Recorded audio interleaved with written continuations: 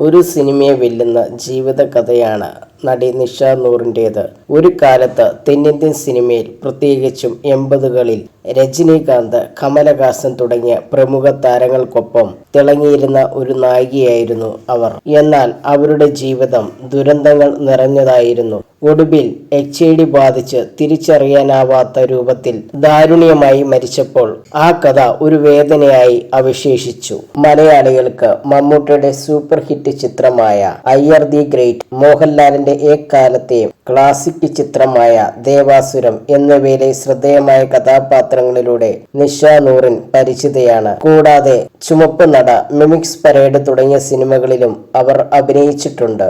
1980 തമിഴിലെ മംഗളം നായികി എന്ന ചിത്രത്തിലൂടെയായിരുന്നു നിഷയുടെ സിനിമ അരങ്ങേറ്റം. പിന്നീട് ഇളമേയ് കോലം, എനിക്ക് കാത്തിരിക്കൂ, കമലഹാസന്റെ ടിക് ടിക് ടിക് തുടങ്ങിയ ചിത്രങ്ങളിൽ അവർ അഭിനയിച്ചു. തമിഴ്, തെലുങ്ക്, മലയാളം, കന്നഡ തുടങ്ങിയ ഭാഷാ ചിത്രങ്ങളിലും അവർക്ക് ധാരാളം ആരാധകരുണ്ടായിരുന്നു. സിനിമയിൽ സജീവമായിരുന്നിട്ടും നിഷയ്ക്ക് തന്റെ കരിയറിൽ ആഗ്രഹിച്ച വിജയം നേടാനായില്ല. സാമ്പത്തികമായി വളരെയധികം ബുദ്ധിമുട്ടുകൾ അവർക്ക് നേരിടേണ്ടി വന്നിരുന്നു. സിനിമയിൽ അവസരങ്ങൾ കുറഞ്ഞതോടെ ദാരിദ്ര്യം നിഷയെ വല്ലാതെ വേട്ടയാടി. കുടുംബത്തിൽ നിന്നും കാര്യമായ പിന്തുണയൊന്നും ലഭിച്ചില്ലെന്നാണ് റിപ്പോർട്ടുകൾ സൂചിപ്പിക്കുന്നത്. കൗമാരത്തിന്റെ തുടക്കത്തിൽ തന്നെ സ്വന്തം കസിനുമായി വിവാഹിതയായിരുന്നുവെന്നും പിന്നീട് ആ ബന്ധം വേർപിടിയുകയും അവർക്ക് 2 പെൺമക്കൾ ഉണ്ടായിരുന്നുവെന്നും പറയപ്പെടുന്നു.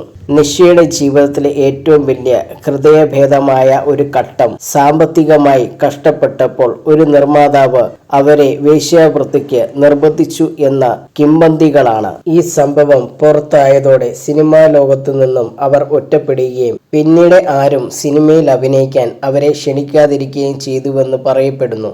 ഈ ദുരന്തം നിഷയുടെ ജീവിതം കൂടുതൽ ദുരന്തത്തിലാക്കി. ഒടുവിൽ 2007 നിഷയ്ക്ക് HIV പോസിറ്റീവാണെന്ന് കണ്ടെത്തുകയും അവരുടെ ശരീരം വല്ലാതെ മെലിഞ്ഞ് എല്ലുകൾ തെളിഞ്ഞ അവസ്ഥയാകുകയും ചെയ്തു. ഒരു നടിയാണെന്ന് തിരിച്ചറിയാൻ പോലും കഴിയാത്ത വിധം അവർ മാറിപ്പോയിരുന്നു. ഈ ഘട്ടത്തിൽ ഒരു ഇസ്ലാമിക് സംഘടനയാണ് നിഷയെ സഹായിക്കാൻ മുന്നോട്ട് വന്നതെന്ന് പറയപ്പെടുന്നു. 2007 ഏപ്രിൽ 23 നിഷ നൂർ മരണത്തിന് കീഴടങ്ങി. സിനിമാ ലോകത്ത് തിളങ്ങുന്നതിനപ്പുറം നിലനിൽക്കുന്ന കറുത്ത യാഥാർത്ഥ്യങ്ങളുടെയും ചൂഷണങ്ങളുടെയും ദാരുണ്യമായ ഒരു ഓർമ്മപ്പെടുത്തലായി നിഷ നൂറിന്റെ ജീവിതകഥ നിലകൊള്ളുന്നു.